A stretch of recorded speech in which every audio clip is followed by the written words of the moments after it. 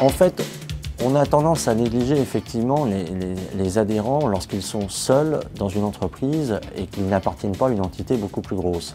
Je pense que, alors non, je ne vais pas dire les petites rivières font les grands ruisseaux parce qu'ils vont tous se marier, mais ceci étant, ce serait pas mal, ça mettrait un petit coup de... Daniel, si tu me regardes, pardonne-moi. Hein. Ça, vous pourrez le mettre dans le bêtisier.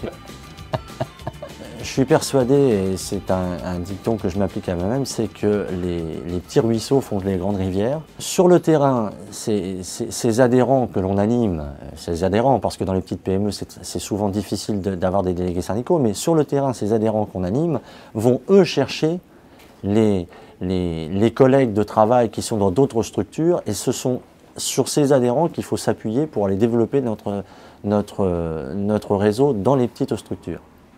Je pense que pour entretenir cette flamme de l'adhérent, il faut un peu prendre l'exemple des délégués syndicaux centraux qui animent leurs équipes. Et je pense que ça serait peut-être le rôle des syndicats locaux, justement, d'animer des équipes d'adhérents isolés, ce qui permettrait de les regrouper et de faire cet effet de groupe qui, justement, maintient cette cohésion pour notre organisation. Le potentiel de développement dans les PME s'appuie en particulier sur les syndicats locaux qui sont là et qui, je pense, devront nous aider dans les années à venir à développer un syndicalisme de proximité dans les petites entreprises.